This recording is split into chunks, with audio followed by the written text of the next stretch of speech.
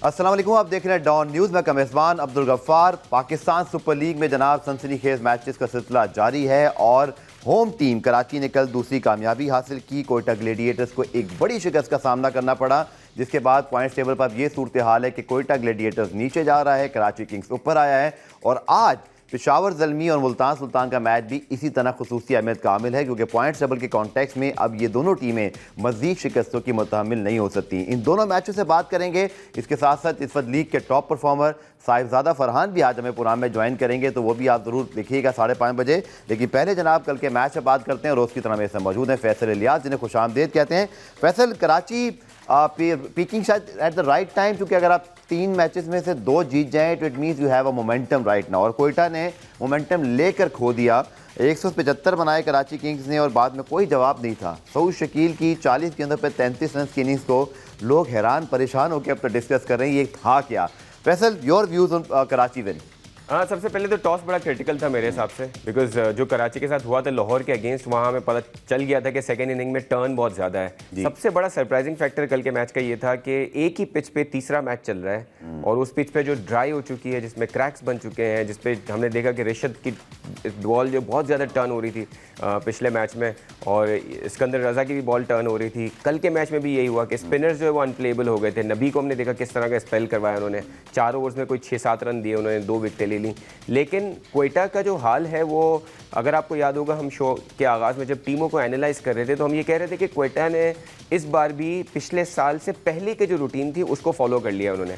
जो Shane Watson जो इस टीम में चेंज लाए थे, वो चेंज अब दोबारा जो है वो लगता है 1 साल पीछे चले गए, रिवर्स हो गया। वही सेम मैनेजमेंट के साथ हमें लग रहा है कि वो चल रहे हैं। और जो सऊद शकील की आपने बात की, it was very surprising to see the kind of inning that he has played, because आप क्रीज पे खड़े हैं 20 ओवर, मतलब कमेंटेटर्स मजाक उड़ा रहे थे कि ये बैट कैरी करेंगे T20 मैच में।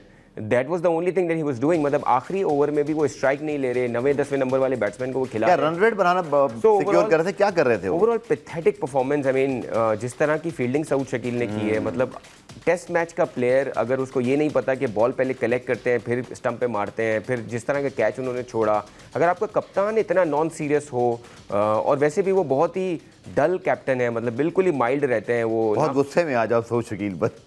नहीं, मैं as a person I am not angry, but the performance सारी बात है, जिस तरह की मिस चांस छोड़ा, फिर कैचिंग हुई। आप यकीन करें, टेप बॉल की भी क्रिकेट हम खेलते हैं, इससे ज्यादा कंपेटिटिव दिखती है। अगर उसका भी कप्तान होता है ना, तो वो सोचता है कि यार मेरे को देख के सारी टीम परफॉर्म करे। It was a very bad performance even for the league also, मतलब। और देखें, अब कोयटा का ये भी क्वेश्चनेबल लगता है कि क्या सऊद शकील T20 फॉर्मेट में स्पेशली, मतलब उनकी बाकी जो इंटरनेशनल क्रिकेट में पाकिस्तान के लिए जो वो टेस्ट मैच खेलते हैं उस पर कोई वो नहीं है, लेकिन whether he deserves to be in the T20 team, ये भी एक क्वेश्चन हो जाता है ठीक इस तरह की परफॉर्मेंस के बाद। बिल्कुल, हमने डिस्कस किया था और ये बड़ा क्वेश्चनेबल था कि क्या सऊद शकील को कप्तान होना चाहिए। 11 में उनकी जगह सिर्फ कप्तान के तौर पर बनती है, और ये बात हमने पहले भी डिस्कस की थी। पहले जनाब आपको मैच रिपोर्ट दिखाते हैं, आप रिपोर्ट देखिए। कल कराची ने कोयटा ग्लेडिएटर्स को 56 रन से हराकर जो है एक बड़ी कामयाबी हासिल की। रिपोर्ट के बाद आकर इस मैच का डीप एनालिसिस करते हैं। और जनाब, अगर आप pre match post match analysis, इसी तरह लाइव शोज और इसी तरह प्रोडिक्शन करके प्राइज जीतना चाहते हैं तो माई टैलियन और ऐप भी डाउनलोड कीजिए और PSL का सही मानों में लुत्फ उठाइए। पुराने ब्रेक शामिल करते हैं, ब्रेक से वापस आकर इस मैच से बात करेंगे। और आज पेशावर और मुल्तान का मैच भी है, उसके ऊपर एनालिसिस करेंगे शॉर्ट कमर्शियल ब्रेक के बाद।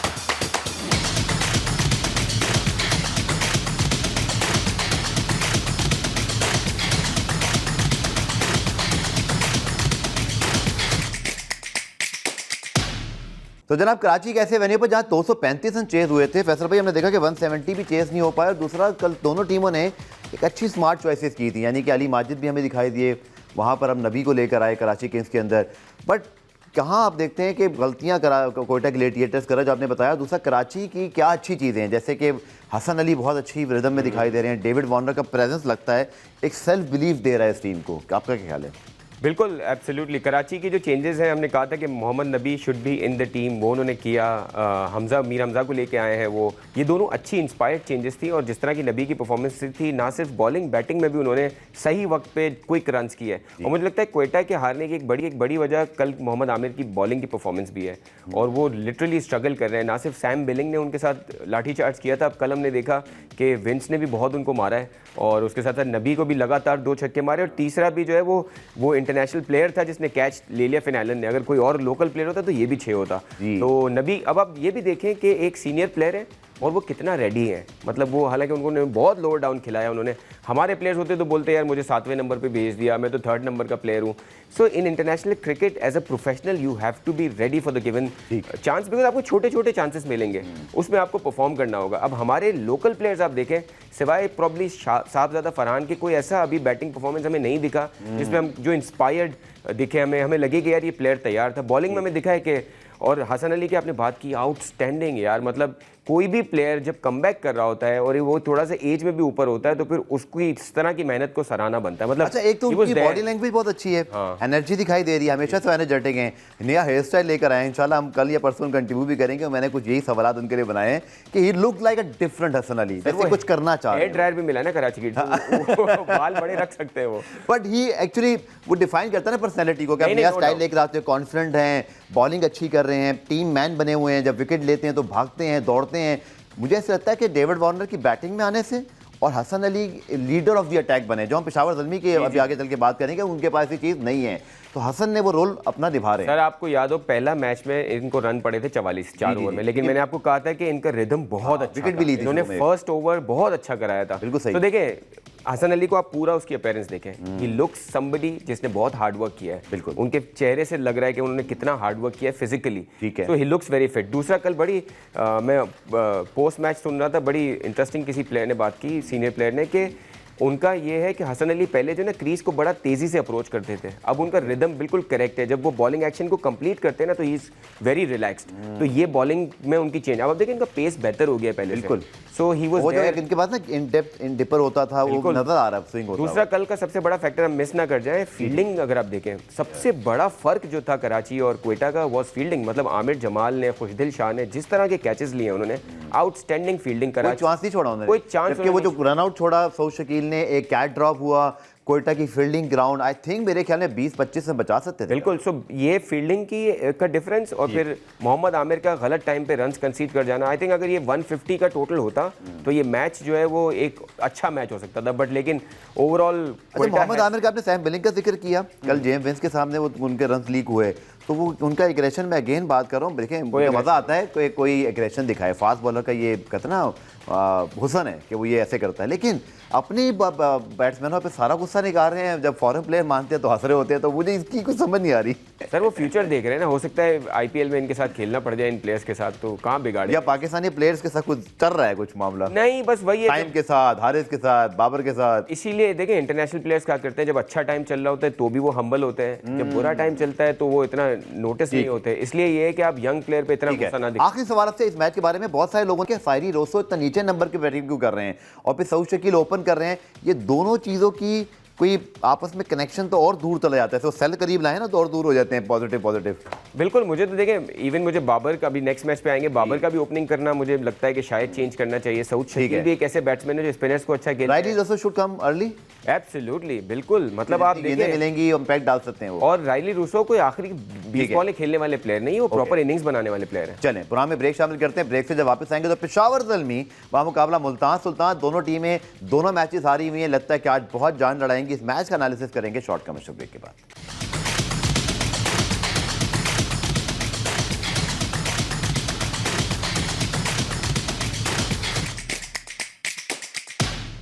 तो जनाब PSL now going again back to the favourite place Rawalpindi, जहां बड़ा अच्छा क्राउड होता है। आज वीकेंड का मैच है, आई एम श्योर कैसे पेशावर ज़ल्मी ने इस बार, आज भी मैंने जब देखा उनकी प्रेस लीग के 6-7 बसें चल के आ रही हैं, वहाँ से पेशावर से एक माहौल बनता है। और फिर दोनों टीमें वैसा जो कि हारी हुई हैं और दोनों टीमों की लेगेसी बड़ी अच्छी है कि उन्होंने मिस नहीं की है प्ले ऑफ, तो वो ज़रूर चाहेंगे कि आज का मैच जीतें। बाबर आजम वर्सेस मोहम्मद रिजवान, दोनों जो है बड़े एक कहते हैं ना बड़ी अच्छी इन दोनों की एक दोस्ती यारी भी है, कह लें या एक साथ बहुत खेलें। It is going to be a very good contest. और क्या की ओपोनेंट्स आपको लग रहे हैं, क्योंकि पेशावर की बॉलिंग पे बहुत सवाल उठ रहे हैं, मुल्तान क्यों हार रहा है ये समझ नहीं आ रही है, कि टीम में कोई ऐसी चीज़ नहीं है, एक बहुत बड़ा हाई स्कोरिंग मैच अच्छा खेल के हार गए थे। Your views?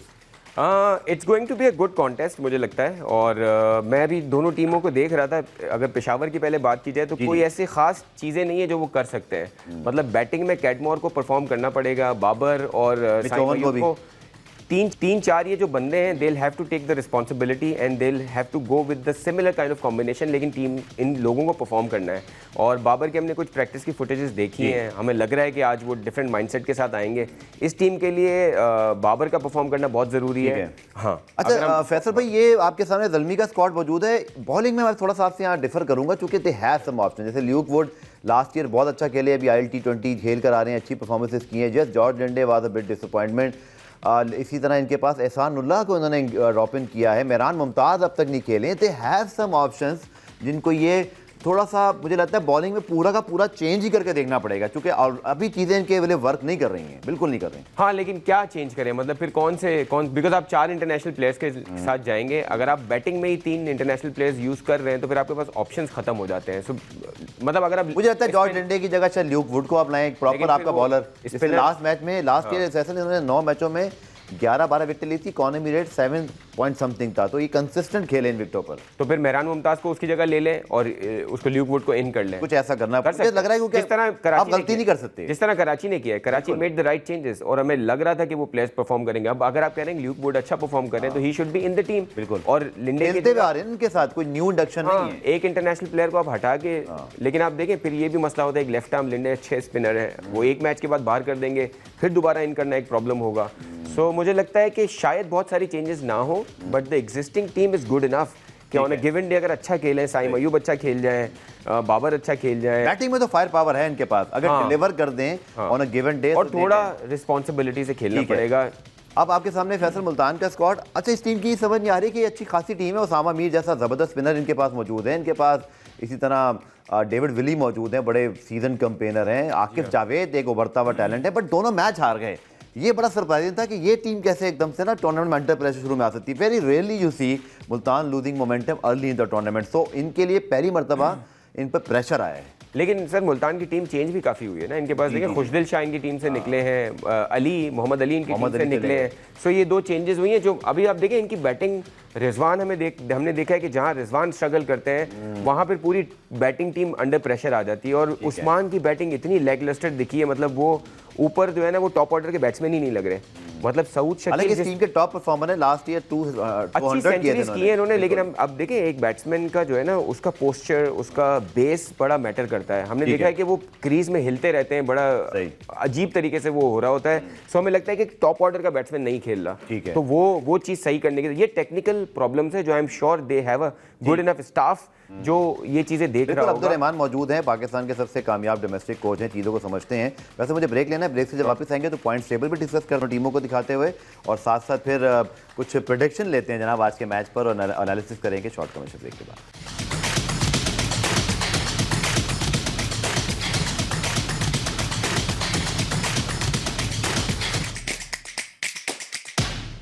Very important match both for Zalmi and Sultan. और मैच हो रहा है फैसल रावलपिंडी में, हाई स्कोरिंग वेन्यू, जहां पे अगर बहुत बड़ा स्कोर लग जाए तो you come under pressure. Point table में बात करेंगे, but how crucial is the toss factor, because runs on the board is matter a lot. Islamabad ने दोनों मैचों में ऐसे ही यहाँ पर किया।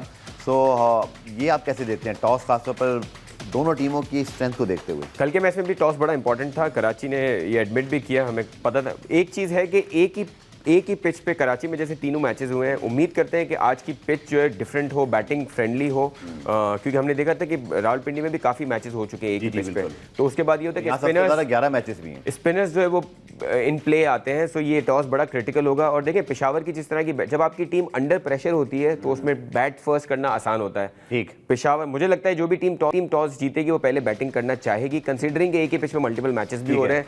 और जिस तरह की पेशावर और मुल्तान की परफॉर्मेंसेज चल रही हैं, ऑल्दो मुल्तान के लिए इतना मैटर नहीं करता बिकॉज उनके पास फिर भी चेज में कुछ प्लेयर्स हैं, उस्मान और रिजवान, और चेज में अच्छा खेल जाते हैं। लेकिन specially for Peshawar it's going to be a good toss to win, उनको जीतना जरूरी होगा। ठीक है, भारत दोनों टीमें इस वक्त अंडर प्रेशर हैं, एक मैच जीतेंगे तो फिर कॉन्फिडेंस स्टोर होता है। पर ये बड़ा श्योर है कि अगर जो टीम आज मैच हारती है फिर उसके लिए बहुत मुश्किल हो जाएगा तीनों मैच हारने के बाद कम बैक करना। पॉइंट टेबल पर जनाब दोबारा चलते हैं जस्ट फॉर द कन्फर्मेशन, और जो इस वक्त सूरत हाल है, yes Babar Azam versus Mohammad Rizwan today, test of both Pakistan captain right now और फिर एक्स कैप्टन बाबर आजम। और पॉइंट्स टेबल पे इस वक्त इस्लामाबाद यूनाइटेड की टीम 6 पॉइंट के साथ सर फहरिस्त है। Faisal, how you see now the outcome of the next matches, क्योंकि अब ऐसे लगता है कि जैसे लिटरली खास तौर पर Islamabad Lahore can afford 1 or 2 losses, but other teams Quetta, Multan, Peshawar, they needs badly to revive their momentum again. हाँ, ऑल्दो इट्स टू अर्ली, अभी 3 गेम हुए हैं, 2 टीमों के जो दोनों हारी हुई हैं उनके 2 गेम्स हुए हैं। जब 5 मैचेस हो जाएंगे तो फिर बड़ा मुश्किल होगा कि पोजीशंस चेंज होना, लेकिन अभी भी चांस है। अगर देखें मुल्तान और पेशावर यहाँ से अपने 2 मैचेस जीत जाते हैं तो they be able to sniff into the top 4। लेकिन अभी की पोजीशन यही है कि मुल्तान और पेशावर अंडर प्रेशर है, दोनों 2 मैचेस हारे हुए हैं, और ये वो 2 टीमें हैं जिनको बॉटम ऑफ द टेबल हमने ज्यादा पीएसएल में देखा नहीं है। So it's good for the league because you expect these team to make a comeback और लड़ रहे हो जरा। हाँ, एंड प्रॉपर फाइट हो रही है। और देखें जैसे आपने कहा कि दोनों जो कप्तान है वो पाकिस्तान के एक एग्जिस्टिंग कैप्टन है, एक फॉर्मर कैप्टन है, तो these 2 teams are big teams and we expect them to do well. And जिस तरह के कप्तान हैं बाबर और रिजवान, स्पेशली रिजवान, मुझे लगता है कि आज जो है ना दोनों टीमें अपना बेस्ट देने की कोशिश करेंगी। चलें, बिल्कुल, और इसीलिए सब इस मैच का बड़ा इंतजार कर रहे हैं, क्योंकि बड़ा रेयर होगा कि इन दोनों में से कोई एक टीम उससे 3 मैच हारे, जो कि ऑफकोर्स आज हो जाएगा। इफ इवन सुपर ओवर भी हुआ तो आउटकम तो मैच का आना ही है, तो एक हमें लूजर तो मिलना ही है। जनाब, इसके साथ साथ बात करते हैं प्लेयर्स की, बातचीत भी जारी है। नसीम शाह जो कि इस वक्त बड़े अच्छी फॉर्म में दिखाई दे रहे हैं, इस्लामाबाद यूनाइटेड टॉप पर है। कल मीडिया से बात की नसीम शाह का पीएसएल और अपनी परफॉर्मेंस पर क्या कहना था, आइए आपको दिखाते हैं। मेरे ख्याल से अच्छी जा रही है हमारी टीम, और ऑब्वियसली हम लास्ट टाइम जीते हैं, अच्छा कॉन्फिडेंस है, और इस दफ़ा भी हमने अच्छा स्टार्ट लिया, तो उम्मीद है कि आगे भी टूर्नामेंट में अच्छा खेलें। पीएसएल चल रहा है, उस पर मेरा फोकस है, उसमें मैं अपनी टीम के लिए बेस्ट से बेस्ट परफॉर्मेंस करूं, बाकी जो फ्यूचर में होता है देखा जाएगा इंशाल्लाह। मेरे लिए एक ऑब्वियसली एक इमोशनल मोमेंट था, क्योंकि छोटा भाई पीएसएल एक छोटा लीग नहीं है, उसमें अगर आपके ऑब्वियसली मुखालिफ टीम में वो खेलते हैं तो एज अ ऑब्वियसली बड़ा भाई आपको अच्छा फील होता है। यस, दोनों भाई आमने सामने आए, अच्छा मोमेंट था जिसमें नसीम शाह थोड़ी छेड़छाड़ भी कर रहे थे, और अगर मैंने देखा कि अबरार के साथ भी हसन अली ने छेड़छाड़ की, लेकिन बाद में वो उनके साथ मजाक भी कर रहे थे ना। प्रोटेक्शन टाइम सर, क्या लग रहा है आपको? मतलब रावलपिंडी में मैच है, पेशावर, मुल्तान, क्राउड तो गारंटीड है कि आज ज़बरदस्त होगा, क्या कहना है आपका? Hopefully it's going to be a good game. कल के मैच की तरह, और जो अभी तक माजी में मैचेस चल रहे हैं उस तरह अभी ना तक हो। कोई क्लोज मैच एक ही हुआ है। हाँ, जो कराची और मुल्तान का हुआ था, उसके अलावा so we hope for a fighting match, और उम्मीद करते हैं पाकिस्तानी प्लेयर्स स्पेशली अच्छा परफॉर्म करें। और अभी तक देखें इमर्जिंग में भी आपको कोई फवाद अली जो कराची के, उसके अलावा कोई आपको खास टैलेंट नहीं मिला। सो जहाँ तक प्रेडिक्शन का, मुझे लगता है कि Multan is slightly favourite because they are a strong side. Peshawar has to do a lot of things, so मुझे मेरा टीम जो है मुल्तान है। बिल्कुल, मैं ये कहूँगा थोड़ा सा कंडीशनल हो के कि मुल्तान, क्योंकि उनका रिकॉर्ड रिसेंटली ज़्यादा अच्छा है पेशावर ज़ल्मी से, बट पेशावर ज़ल्मी की मैं पहले 11 देखना चाहूँगा। अगर उन्होंने सही चेंजेस किए, they have potential in their batting to surprise Multan, लेकिन बॉलिंग में बहुत मेहनत करना पड़ेगी और अच्छे प्लान के साथ उतरना पड़ेगा। बहरहाल बहुत शुक्रिया फैसल, थैंक यू। होप कि आज अच्छा मैच हो और कल जब हम डिस्कस करें तो मज़ा आए। बहरहाल पीएसएल का पॉइंट्स टेबल इस वक्त बहुत एक्साइटिंग है, लेकिन मैचेस एक्साइटिंग हो जाएंगे तो फिर मज़ा दोबारा हो जाएगा। प्रोग्राम रीप्ले में आज के लिए इतने, कल दोबारा से मुलाकात होगी, तब तक के लिए अल्लाह हाफिज़।